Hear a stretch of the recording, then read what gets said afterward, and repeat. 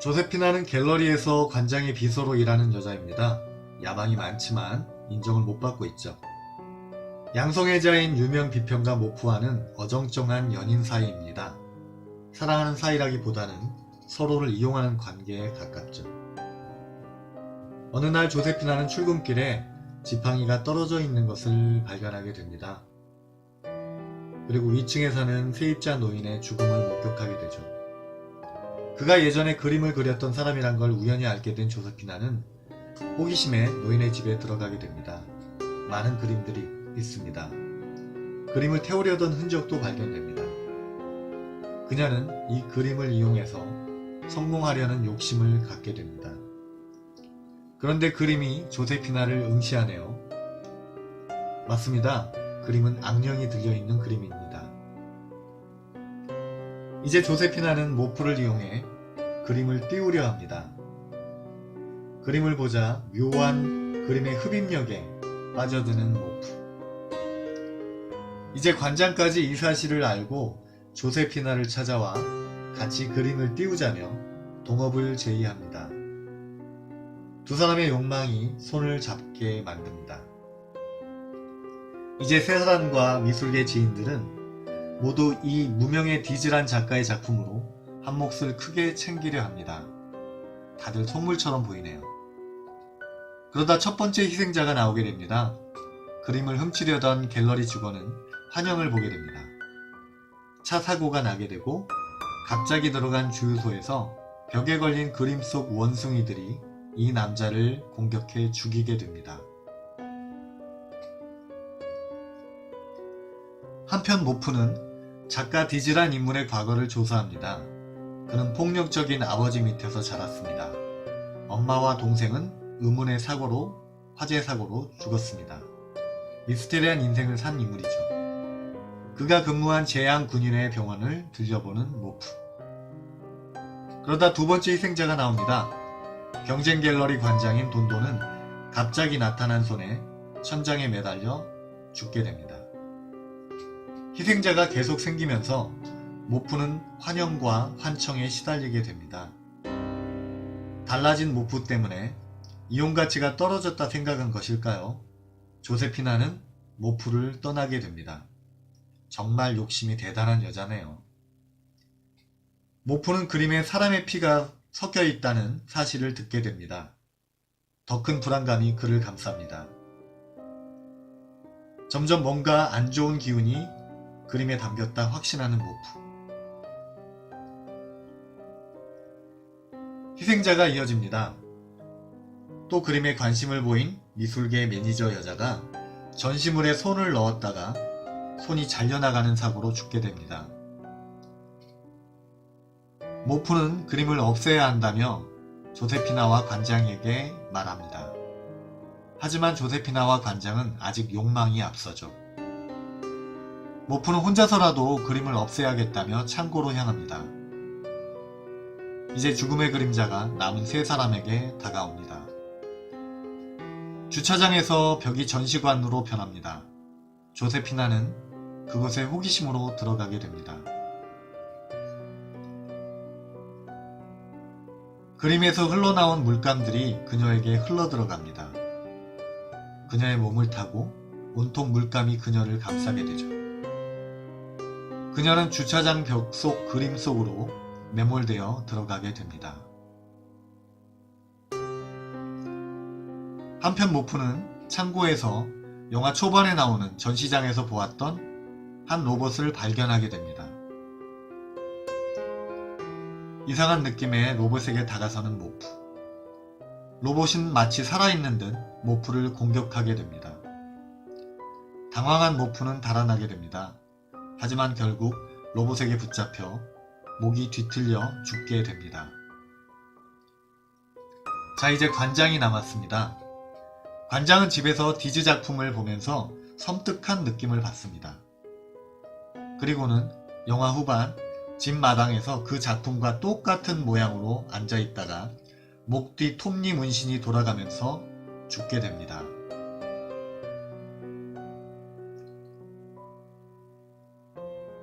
영화의 마지막, 여직원 코코는 길거리에서 문제의 그림이 팔리는 것을 목격하면서 영화는 끝이 납니다.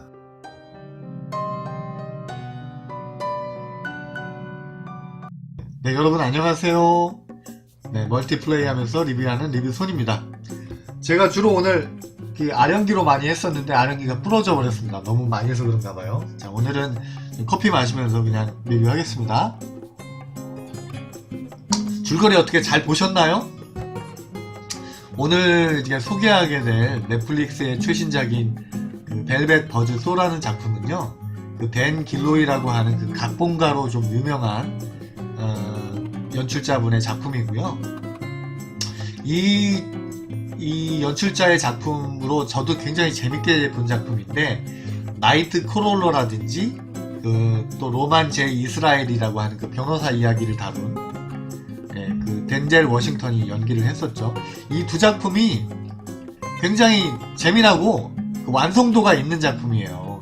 아카데미에서 각본상 후보로까지 얘기가 될 정도로 인정받는 감독님이죠. 나이트 크롤러 같은 경우는 굉장히 신선했어요, 제가. 그래서 저한테도 굉장히 기억에 남아있는 작품이거든요. 평도 정말 좋게 받았죠. 근데 이런 분의 네임밸류에 정말 어울리지 않는, 결론부터 말씀드리면 정말 재미없는 공포 장르라고 하기에는 너무나 관객들을 몰입시키고 공포감을 느끼게 하는데 실패하고 있는 그런 작품을 만드셨어요. 네, 정말 네임밸류에 이분 작품이 맞나 싶을 정도의 작품이 나왔습니다.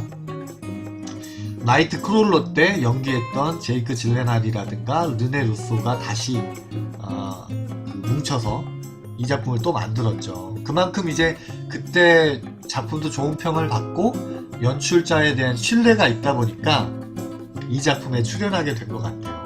이 작품 같은 경우는 제작비 문제로 메이저 영화사와 조금 갈등이 생기면서 넷플릭스 작품으로 이렇게 넷플릭스에서 개봉하는 걸로 이렇게 좀 선회하게 된 작품이죠. 그래서 근데 이 영화를 보고 나니까 이해가 돼요.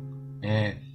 메이저 영화사에서는 그렇게 큰 매력을 느끼지 못할 작품이었구나 라는 생각이 드네요. 이 작품이 상당히 문제점이 많은 작품인데요. 이 작품이 왜 관객들에게 몰입감이라든지 그런 걸 주지 못하고 있는지 제 개인적으로 한 3가지 정도만 좀 이렇게 여러분들에게 얘기를 드릴까 합니다. 네, 첫 번째는요, 여기 이제 악령이 깃든 문제 작가의 작품을 미술계 사람들이 욕망에 앞서서 어찌 보면 훔쳐오는 거죠. 훔쳐와서 언론을 통해 띄워서 큰 돈을 벌고 명성을 얻으려고 하는 그런 욕망들이 이제 영화 속에 보여지죠. 사람들이 이제 죽어나가는데 피해자가 되는 기준이 상당히 모호합니다. 어떤 기준으로 피해자가 된 건지가 딱히 정확하지가 않아요. 그냥 이 미술작품에 관계된 사람이면 죽어나가는 건지, 근데 관계됐다라는 말이 되게 폭넓잖아요. 네? 이 그림을 산 사람이 죽어나가는 건지, 그것도 아닌 것 같고요. 그 그림을 구매한 사람들의 죽음은 나오지 않거든요, 영화에. 그리고 실제로 이 영화에 보시면 이 영화에 되게 자주 등장하고 사람들이 죽어나갈 때마다 3번이나 그 시체를 목격하는 여직원 코코라는 여직원이 나와요. 이 뒤에서 일어나는 관계자들의 여러 개 비밀스러운 정보들도 이 여직원이 알고 있죠. 근데 이 여직원은 죽지 않습니다. 그러니까 여기 보면 모프로 연기했던 제이크 질렌할이 연기한 모프라는 사람이 뭔가 이 작품 속에 불길한 기운이 들어가 있고 우리가 뭔가의 룰을 어겼다 라는 그런 식의 대사가 나오는데, 그 룰이 뭔지에 대해서는 솔직히 좀 모호합니다. 그러다 보니까 좀 영화가 개연성도 많이 떨어지게 되고요. 그 다음에 두 번째로는 이 영화 보시면 유명한 배우가 또 나옵니다. 제가 얘기하지 않은 배우 중에 존 말코비치라는 배우가 나오죠. 제가 말을 할 필요 없을 정도로 유명한 배우죠. 이 배우가 예술가로 나옵니다. 근데 이 영화를 보시면 왜 이런 배역의 존 말코비치를 쓴 거지? 거의 그냥 엑스트라급의 연기자, 단역급의 연기자로 써도 될 배역인데 왜 존 말코비치란 이런 네임밸류 있는 대단한 배우를 쓴 거지? 그런 생각이 들어요. 존 말코비치를 딱 보게 되면 관객들은 어떤 생각을 할까요? 아, 굉장히 비중 있는 인물인가 보다. 뭔가 이 영화에서 되게 중요한 역할을 하나 보다. 그렇지 않습니다. 예. 실제로 죽지도 않고요. 그냥 작품을 보고 막 놀라거나 대단한 작품이야 막 그런 표정을 짓는다거나 뭐 예술에 대한 얘기 몇 마디 정도 던지는 게 이 사람이 역할이 다예요. 뭐 공포감을 증폭시키고 뭔가 이 사건에 있어서 중요한 역할을 하고 그런 거 전혀 없습니다.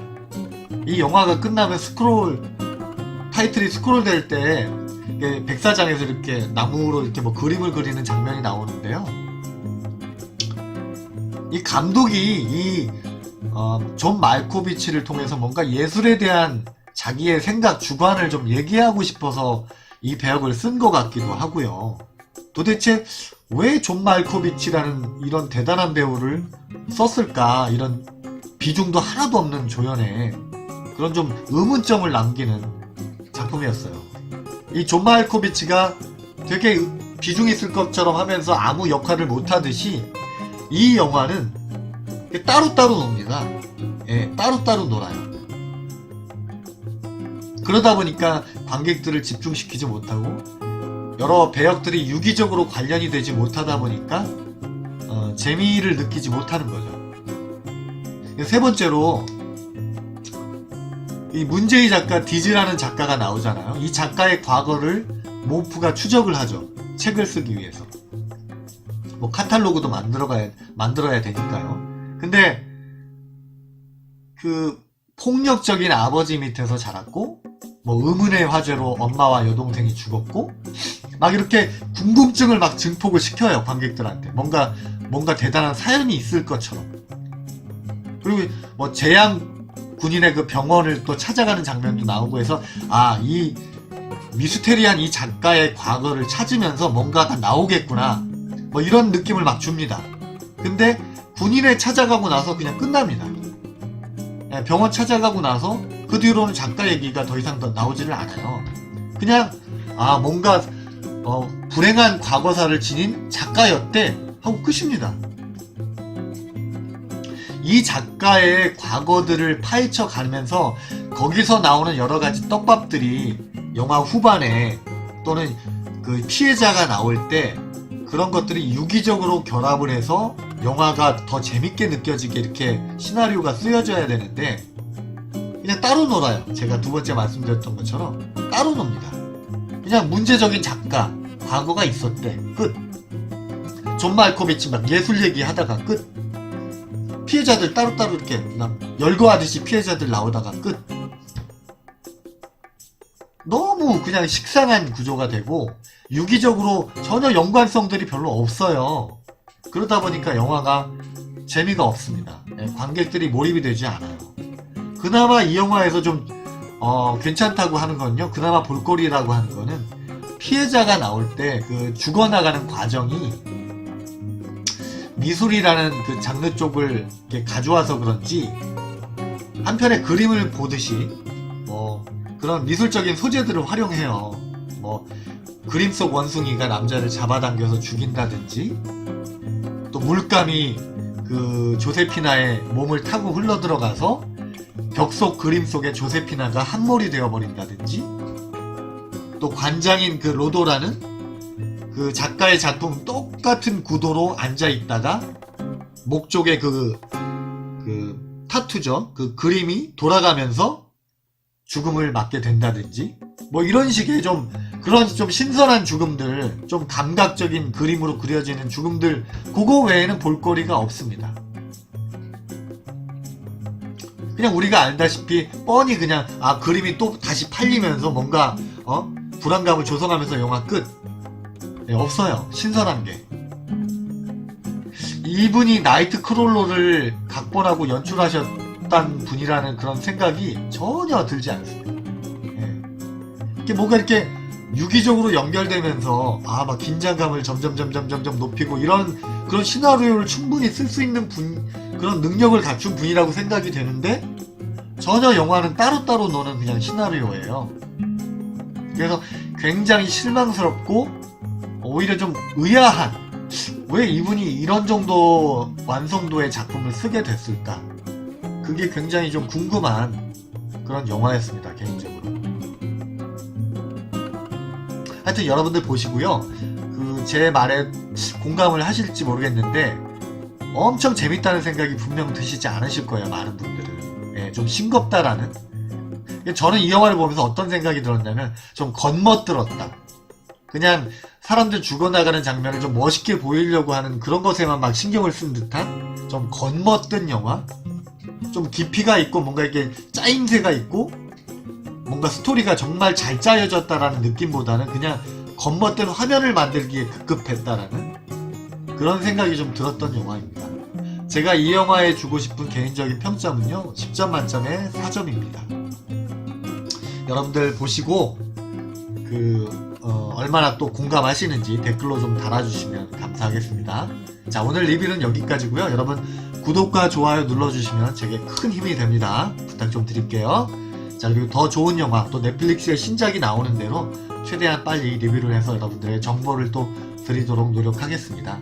예, 여러분 오늘 감사합니다. 다음 시간에 또 만나 뵐게요. 안녕히 계세요.